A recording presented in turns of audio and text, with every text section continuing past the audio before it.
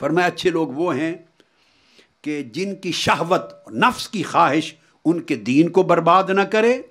اور جن کے اندر جو شبہات اور شکوک ہیں وہ ان کے یقین کو برباد نہ کرے۔ دو چیزیں انسان کو کھا جاتی ہیں۔ اچھا بھلا نیک آدمی نیکی کر رہا ہے، دین کی خدمت کر رہا ہے، دعوت دے رہا ہے، تبلیغ کر رہا ہے، مشن کی خدمت کرتا ہے، اللہ کے دین کی کرتا ہے، انسانیت کی کرتا ہے، بھلائی کے کام کرتا ہے، لوگوں کو تلقین بھی کرتا ہے، مگر ساتھ ہی ساتھ اس کی زندگی میں شک اور شکوک و شبہات پلتے ہیں۔ جو نیکی کر رہا ہے اس کو خود یقین نہیں ہوتا کہ جو میں کہہ رہا ہوں اور جو سن رہا ہوں عین اسی طرح ہوگا۔ اگر اس کا یقین ہو جائے تو بندہ اس کے قریب بھی گناہ کو پھڑکنے نہ دے۔ جب بندہ نیکیوں کے ساتھ گناہ کو داخل کرتا ہے تو اس کا مطلب ہے وہ اس کے شبہات ہیں اس کے یقین کے اندر داخل ہو گئے، جو یقین کے مرتبے کو اور یقین کی خالصیت کو گدلا کر رہے ہیں۔ بہت سے لوگوں کو آپ دیکھتے ہیں ان کے ساتھ ان کی حسب خواہش معاملہ ہوتا رہے، وہ آپ کے ساتھ خوش رہتے ہیں۔ یعنی میں معاملے کی بات سمجھاتا ہوں، آپ بڑی آسانی سے سمجھ جائیں گے۔ ایک آدمی آپ کا بڑا تابع فرمان ہے، اطاعت گزار ہے، عزت کرتا ہے، ادب کرتا ہے، تعظیم کرتا ہے، آپ کے گن گاتا، تعریف کرتا ہے کسی کے، مگر یہ سب کچھ اس وقت تک کرتا رہتا ہے جب تک آپ معاملہ اس کی خواہش کے مطابق کریں، اس کی خواہش پوری ہوتی رہے، اس کا کوئی مفاد آپ سے وابستہ ہے وہ پورا ہوتا رہے،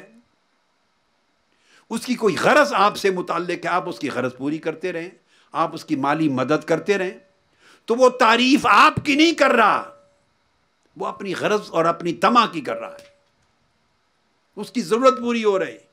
یا اس کو آپ سے خوف ہے کوئی کہ آپ اس کے لیے نقصان کا باعث ہو جائیں گے، اس کے معاشی نقصان کا باعث ہوں گے، اس کی عزت آپ کے ہاتھ میں ہے، اس کو کوئی مالی جانی نقصان پہنچا دیں گے، کسی قسم کا اس کو خوف ہے آپ سے، وہ آپ کی تعریف کرے گا، یا اس کو کسی قسم کا لالچ آپ کے ساتھ وابستہ ہے، جڑا ہوا ہے، وہ آپ کی تعریف کرے گا،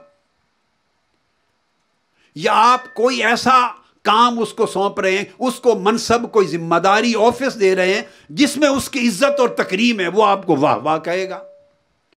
جس لمحے آپ نے اس سے وہ منصب لے لیا، رسپانسبلٹی لے لی، چینج کر دیا، وہ ذمہ داری کسی اور کو دے گی، اس کی عقیدت ساتھ ہی چلی جائے گی۔ اس وقت امتحان کا لمحہ ہے کہ وہ عقیدت، اس کی موٹیویشن کیا تھی، اس تعریف کے پیچھے محرک کیا تھا، بنیاد کیا تھی، کنوکشن کیا تھی۔ جب اس کا لالچ آپ سے ختم ہو تو کیا اسی مقام پر اس کی زبان رہتی ہے، اس کا عمل رہتا ہے، اس کی نگاہیں، اس کا سر، اس کا جسم، اس کی زبان، اس کے کلمات، اس کا دل اسی طرح عزت، احترام، تعظیم، تکریم، محبت کا اظہار کرتا ہے، سب کچھ اس کا پورا جسم جیسے وہ پہلے کرتا تھا۔ پھر اگر اسی طرح رہے، اس کی حالت میں تغیر نہ آئے تو یہ استقامت ہے، صدق ہے۔ اور جو ہی اس کا لالچ ختم ہو جائے یا آپ اس کی مرضی کے خلاف کچھ کر دیں اور اس کا اندر متغیر ہو جائے تو اس کا مطلب ہے یہ وہ ٹائم ہے پرکھنے کا، اس کو ابتلا کہتے ہیں۔ ابتلا میں ہی پرکھ ہوتی ہے۔ وَإِذِ ابْتَلَىٰ إِبْرَاهِيمَ رَبُّهُ بِكَلِمَاتٍ فَأَتَمَّهُنَّ، یعنی آگ میں نہیں پھینکا تو کوئی مولا مولا مولا کرتا رہے، میں تو میرا رب ہے، تو میرا مالک، میں تو اس سے راضی، سجدے، رکوع سب کچھ ہوتا رہے۔ جس لمحے آگ میں پھینک دیا نمرود کی فوج نے، اور اگر آگ میں پھینکا تو وہ کیفیت دل کی جاتی رہے، تو اس کا مطلب ہے وہ بندگی صدق پر مبنی نہیں۔ ابراہیم علیہ السلام کو امام الانبیاء کس شے نے بنایا؟ اس صدق نے، اس اخلاص نے، اس سچی وفاداری نے، اس حقیقی تابعداری نے، کہ باہر تھے تب بھی وہ اللہ کے سچے مخلص بندے تھے، جب آگ میں پھینک دیا تو اللہ سے تعلق کی نوعیت جو پہلے ہی تھی اس تعلق کی نوعیت میں تغیر نہیں آیا۔ حضرت فضیل ابن عیاض سے کہا گیا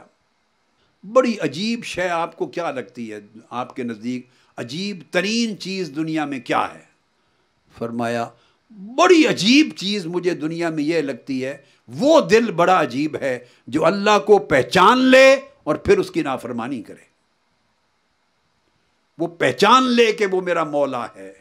مجھے رزق دینے والا، مجھے پیدا کرنے والا، مجھے عزت دینے والا، مجھ پہ کرم کرنے والا، مجھے مال دینے والا، سہولت دینے والا، مجھے نعمتوں سے نوازنے والا، پھر مجھے نیکی اور بدی کے سارے اوامر نواہی کے احکام دینے والا،